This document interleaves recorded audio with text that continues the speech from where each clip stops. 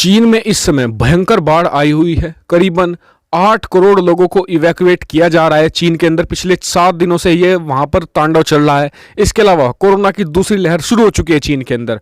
दक्षिण चीन सागर में अमेरिका और ब्रिटिश नौसेना लगातार प्रेशर बनाए हुए है चीन के ऊपर। जापान ने ऐसी ऐसी मिसाइलें इस समय दुनिया के सामने रखी हैं जो चीनी नौसेना को धरती के अंदर गाड़ कर रख दे। दुनिया भर में चीन की छवि खराब हो चुकी है।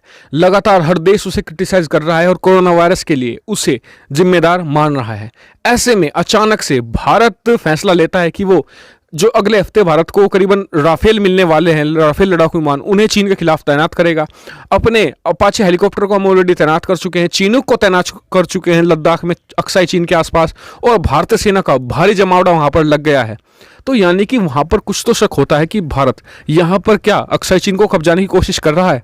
और इन सभी बातों को हम इस वीडियो में डिस्कस करने वाले हैं, टोटल एनालिसिस करेंगे। तो चलो उस वीडियो को हम शुरू कर लेते हैं। तो दोस्तों, कल भारत के एयरफोर्स के कमांडर्स की एक बड़ी मीटिंग होने वाली है जिसमें यह डिसीजन लिया जाएगा कि राफेल को एलओसी के नजदीक यानी कि लद्दाख के क्षेत्र में तैनात किया जाएगा।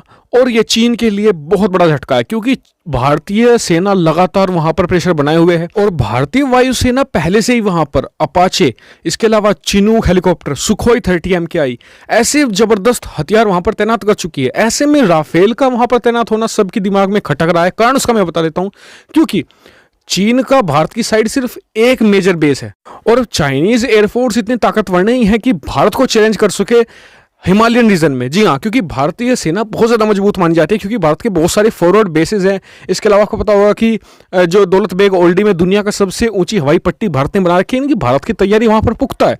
ऐसे में राफेल की तैनाती सबके दिमाग में इसलिए खटक रही है कि क्या भारत की यहाँ पर रणनीति है अक्साई चीन को कब्जाने की। देखिए, सिनेरियो तो ऐसा ही बन रहा है। कैसे? अगर भारत को चीन से अपनी जमीन वापस लेनी है तो इससे बेहतर समय ना भारत को मिला है ना मिलने वाला है। कारण मैं आपको बताता हूँ, पूरी दुनिया में चीन की पूरी छीछा है। पाकिस्तान के अलावा कोई देश समर्थन देने को तैयार नहीं है। दूसरी बात, ह्यूमन राइट के मामले में भी वो घिरा पड़ा है। इसके अलावा चीन के अंदर भी ऐसे सिनेरियो बन रहे हैं कि चीन एकजुट नहीं है। चीन के अंदर बाढ़ का भारी प्रकोप है। इसके अलावा चीनी कम्युनिस्ट पार्टी में फूट पड़ी हुई है। हांगकांग के मुद्दे पर कम्युनिस्ट पार्टी में दो फाड़ है कि क्या ये सही समय था करने के लिए।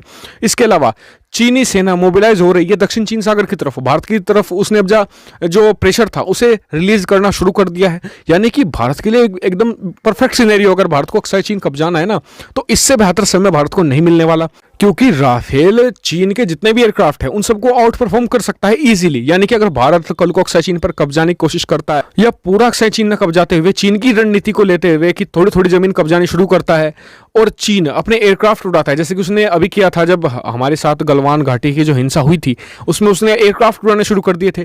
तो ऐसे में राफेल वो फाइटर जेट है जो चीन के जितने भी फाइटर जेट्स हैं उन सबको आसानी से काउंटर कर सकता है। उसमें मिराज मिसाइल लगी हुई है खतरनाक, और भारत को 1-1.5 हफ्ते में वो आसानी से मिल भी जाएगा। जी हाँ, और राफेल की डिलीवरी 1-1.5 हफ्ते में होने वाली है, इसलिए उसकी तैनाती की बात चल रही है। यानी कि भारत यहाँ पर अब लगता है कि एग्रेसिव पॉलिसी अपनाने वाला है। कई विशेषज्ञ मानते हैं कि भारत अपना स्टांस पूरी तरीके से चेंज कर चुका है, पूरी पॉलिसी चेंज कर चुका है। अब तुष्टिकरण की जो एक तरीके से रणनीति थी भारत की कि कोई नहीं, मतलब कि चीन को समझा बुझा लिया, बातचीत की रणनीति अब नहीं, भारत चीन वाली ही रणनीति अपनाने जा रहा है जिसमें थोड़ी थोड़ी जमीन चीन की भारत वापस लेता जाएगा जो भारत की कब्जा ली थी चीन ने। ऐसे में राफेल वो लड़ाकू विमान है जो चीन की पूरी वायुसेना को काउंटर कर सकता है। कारण उसका यह है कि चीन की वायुसेना हिमालयन रीजन है, एक तो उसमें लड़ने का उसे एक्सपीरियंस नहीं है, दूसरी बात उसके वहां पर फॉरवर्ड बेस सिर्फ एक है, तो एक एयरबेस से तो वो काउंटर नहीं कर सकते। जबकि भारत के तो भरे पड़े हैं, अंबाला में है, यानी कि नजदीक ही है, हिमालय के कोई ज्यादा दूर नहीं है। यानी कि भारत को यहाँ पर सीधा सीधा